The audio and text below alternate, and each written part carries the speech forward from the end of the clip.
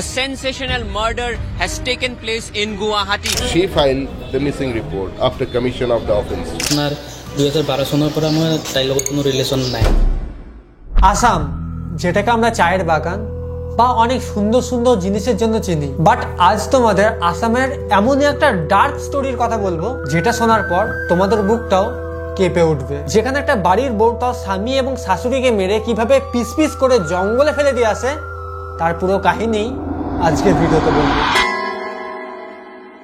এই কাহিনী সূত্রপাত হয় একটা লাভ স্টোরি থেকে, যেটা ছিল অমরজ্যোতি ডি এবং বন্দনার মধ্যে। এরা দুজনে একে অপরকে ভালোবাসতো এবং তারা দুজনে বিয়ের প্ল্যানও করে। যখন দুজনের সম্পর্কের ব্যাপারে পরিবারকে বলে তখন সবই ঠিক ছিল, বাট অমরজ্যোতির মা শঙ্করী এই সম্পর্কে একদমই খুশি ছিল না। কিন্তু শেষ পর্যন্ত নিজের ছেলের খুশির জন্য তিনি এই বিয়েতে রাজি হয়ে যায় এবং তাদের দুজনের মধ্যে বিয়েটা হয়ে যায়। অমরজ্যোতির মা খুবই বড়লোক ছিল এবং তাদের গুয়াহাটিতেই 4টে বাড়ি ছিল, যার মধ্যে একটাতে অমরজ্যোতির মা থাকতো এবং বাকি 3টে বাড়ি ভাড়া দেওয়া থাকতো, যেখান থেকে রেন্টের ইনকাম মোটামুটি ভালোই আসতো। এবার অমরজ্যোতি যে ছিল সে একটা প্রাইভেট সেক্টরে জব করতো এবং তাদের ভাড়া বাড়ি থেকে যা রেন্টের টাকা আসতো সেটাও অনেকটাই ছিল। বন্দনা মানে অমরজ্যোতির ওয়াইফ তার শাশুড়ির মন জয় করার জন্য সবকিছু করতো, আর সেটাই হয় অমরজ্যোতির মা এই সম্পর্কে খুশিই থাকতে লাগে। এবার অমরজ্যোতি নিজের জবে চলে যেত এবং বন্দনা মোস্টলি টাইম বাড়িতে একাই থাকতো। এর জন্য অমরজ্যোতির মা বন্দনাকে বলে যে তোমারও কিছু করার দরকার, আর তুমি যা করতে চাও সেটাই করো,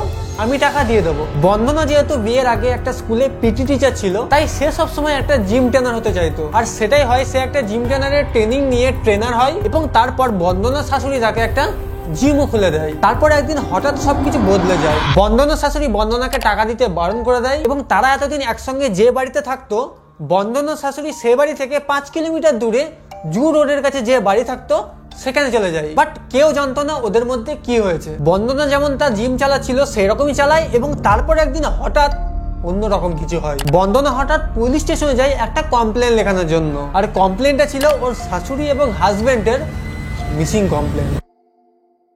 বন্দনা পুলিশ স্টেশনে গিয়ে বলে ওর শাশুড়ি এবং হাজবেন্ডকে সে খুঁজে পাচ্ছে না এবং তার জন্য সে খুব টেনশনে আছে। এবার বন্দনা বারবার পুলিশ স্টেশনে যাওয়া আসা করতো, বাট পুলিশ এই কেসে কোনো লিডে খুঁজে পাচ্ছিল না। বন্দনা কেস ফাইল করেছিল 27 আগস্ট 2022-এ এবং 1 মাস ধরে টানা খোঁজার পরেও পুলিশ কোনো কিছু পায় না। পুলিশ যখন কিছুই করতে পারছিল না তখন বন্দনা পুলিশকে বলে এই কেসটা সিআইডির হাতে দেওয়া হোক, বাট ঠিক 2 মাস পর এই কেসটা অন্য রূপই নেয়। অক্টোবর 2022 বন্দনা শাশুড়ির এক কলিগ পুলিশ স্টেশনে যায় এবং সেখানে গিয়ে একটা কমপ্লেন লেখে যে ওনার মনে হয় বন্দনার শাশুড়ি এবং অমরজ্যোতিকে কিডন্যাপ করে রেখে দিয়েছে। ওনার এটা মনে হওয়ার কারণ অমরজ্যোতির মায়ের এটিএম থেকে বারংবার টাকা উইথড্রল হচ্ছিল। পুলিশ এইগুলো শোনার পর একবারের জন্য নিজেই চমকে যায়। পুলিশ একবারের জন্য বিশ্বাস করতে পারছিল না যে তার শাশুড়ি এবং স্বামীর জন্য বারবার পুলিশ স্টেশনে আসতো সে এটা করতে পারে। এবার বন্দনার শাশুড়ির কলিগ যখন পুলিশ স্টেশনে আসে তার একটু পরেই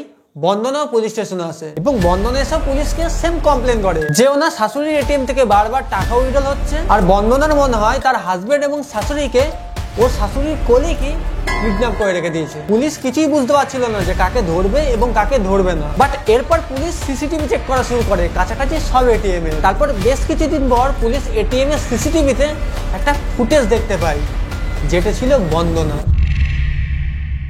যেখানে বন্দনা তার শাশুড়ির এটিএম থেকে টাকা উইথড্র করছিল। তারপর পুলিশ বন্দনাকে ধরে নিয়ে আসে এবং বন্দনাকে জিজ্ঞাসাবাদ শুরু করে, বাট বন্দনা বারবার একটা কথাই বলে যে ওর শাশুড়ির কলিগের ওপর ওর সন্দেহ আছে। তারপর পুলিশ কোনো চান্স না নিয়ে তাকেও ধরে নিয়ে আসে, বাট কোনো উপায় হয় না, তাই বন্দনাকে পুলিশ ছেড়ে দেয়। কিন্তু পুলিশের বন্দনার ওপর একটু সন্দেহ হতে লেগেছিল। তারপর পুলিশ বন্দনার বাড়ির আশেপাশে জিজ্ঞাসা করা শুরু করে যে বন্দনা কি রকম, তার আচার আচরণ কি রকম এইসব। বাট পাশের বাড়ির লোক বলে যে ওরা জানতো না ওর হাজবেন্ড ওর বাড়িতে থাকতো না, কারণ ওর বাড়িতে কোনো না কোনো ছেলে থাকতো এবং যার গলা প্রতিবেশীরা শুনতেও পেত। এছাড়াও পাশের বাড়ির লোক এটা বলে যে বন্দনা কিছুদিন আগে ছাদের উপর কি না কি একটা পোড়াচ্ছিল, বাট পুলিশ ছাদের উপর যাওয়ার পর কিছুই দেখতে পায়নি। বাট পুলিশেরও এখানে সন্দেহ হয় যে আবর্জনা হলে ডাস্টবিনে ফেলবে, ছাদে কেন পোড়াবে। তারপর পুলিশ আবার বন্দনাকে ধরে নিয়ে যায় এবং সময়টা তখন আগস্ট থেকে পরের বছরের ফেব্রুয়ারি হয়ে গেছিল, আর এবার পুলিশ বন্দনাকে রিমান্ডে নিয়েছিল। তারপর এমনই একটা ভয়ানক সত্যতার খোঁজ মেলে যেটা আমরা কেউ আশাটুকু করতে পারিনি।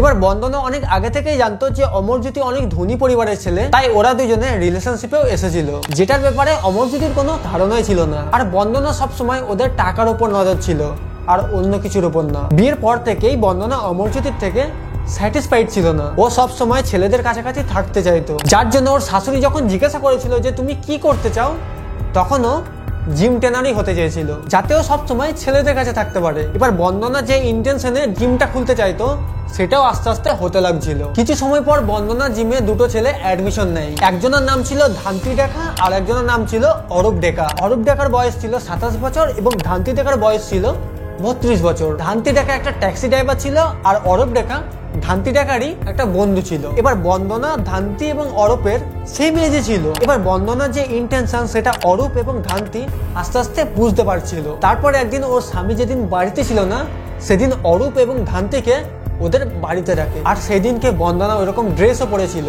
যাতে ওইরকম মোমেন্টও ক্রিয়েট হয়। আর সেটাই হয়, অরূপ, ধান্তি এবং বন্দনা তিনজনা একসঙ্গে ইন্টিমেট হয়।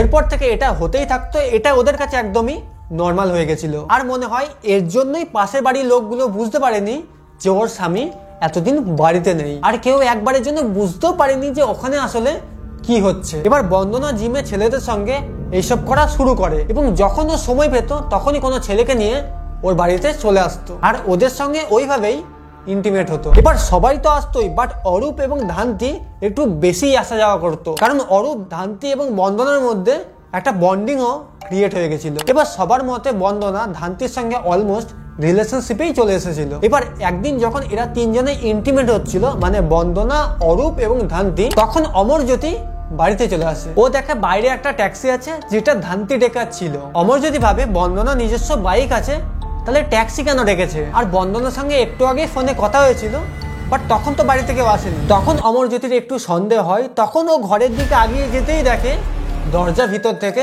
বন্ধ। তখন ও একটা জানলা দিয়ে ভিতরে দেখার চেষ্টা করে এবং যেটা ও দেখে সেটা খুবই ভয়ানক ছিল। ভিতরে বন্দনা দুটো ছেলের সঙ্গে ইন্টিমেট অবস্থায় ছিল এবং সেটা দেখে অমরজ্যোতি খুবই জোরে জোরে দরজা ধাক্কা দেয় এবং জোরে জোরে চিল্লাতে লাগে। তখন অরূপ আর ধান্তি নিজের নিজের জামা প্যান্ট নিয়ে ওখান থেকে পালিয়ে যায়। আর বন্দনা বুঝতে পারছিল না যে এবারও কি করবে,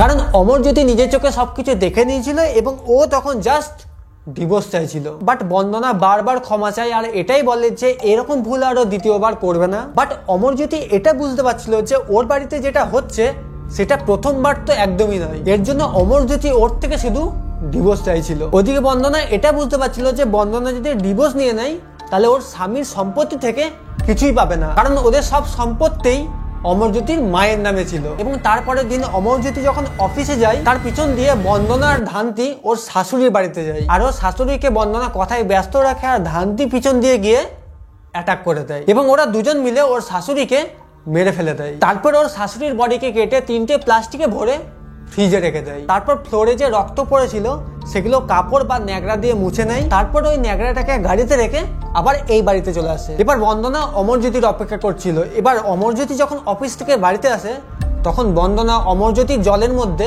কিছু একটা মিশিয়ে দেয়। তারপর অমরজ্যোতি অজ্ঞান হয়ে যায়। তারপর অমরজ্যোতির সঙ্গেও সেই সেম কেসই করে যেটা ওর শাশুড়ির সঙ্গে করেছিল। ওর হাজবেন্ডের বডিটাকেও 3টে প্লাস্টিকে ঢুকিয়ে ফ্রিজে রেখে দেয়। এবার ফ্লোরে রক্ত মোছার পর যে কাপড়গুলো থাকে সেই কাপড়গুলো নিয়ে গিয়ে ও ছাদে পুড়িয়ে দেয়, যেটা ওদের পাশের বাড়ির লোক জ্বলতে দেখেছিল। 27শে জুলাই বন্দনা রাত 3টের সময় ধান্তিকে সঙ্গে করে নিয়ে গিয়ে চিরাপুঞ্জির সোডা গ্রামে ও শাশুড়ির বডি পার্টসগুলো ফেলে দেয় এবং ওরা বাড়ি ফেরত আসে। তারপরে আবার 20 দিন পর 19শে আগস্ট অমরজ্যোতির দেহ পার্টসগুলো নিয়ে গিয়ে মেঘালয়ের এক জঙ্গলে ফেলে দিয়ে আসে। ওরা ভেবেছিল এত বড় ক্রাইম করে হয়তো ওরা ছাড় পেয়ে যাবে, বাট ক্রিমিনাল যত বড়ই হোক পুলিশ ধরেই নেয়। আর যেদিন অমরজ্যোতিকে মেরে ওরা ফ্রিজে রেখেছিল সেদিন বন্দনা আর ধান্তি একসঙ্গে ওই রাতে ইন্টিমেটও হয়েছিল। তারপর পুলিশ বন্দনাকে নিয়ে গিয়ে ওই স্পটে যায় যেখানে ওই পার্টগুলো ফেলেছিল। ওখানে গিয়ে ওর শাশুড়ির কিছু বডি পার্টস পায়, বাট মাথাটা খুঁজে পায় না। আর অন্যদিকে মেঘালয়ের জঙ্গলে অমরজ্যোতির কোনো বডি পার্টসই পাওয়া যায় না। বন্দনাকে যখন পুলিশ ধরে নিয়ে যায় তখন ওর চোখে মুখে কোনো রিগ্রেটও ছিল না। আর কিছুদিন পর ওরা তিনজন বেলে বাইরেও চলে আসে। নুনমাটিৰ ডাবল মাৰ্ডাৰৰ খলনায়িকা বন্দনা কলিতাই লাভ কৰিলে জামিন। তো তো এই ব্যাপারে তোমাদের কি মতামত তোমরা অবশ্যই কমেন্ট বক্সে জানিও। আমাদের সমাজে এরকম ঘটনাও ঘটে, এই ঘটনাটা না দেখলে আমি জানতেও পারতাম না। দেখা হচ্ছে খুব তাড়াতাড়ি নতুন কোনো স্টোরি নিয়ে, ততদিন জন্য বাই।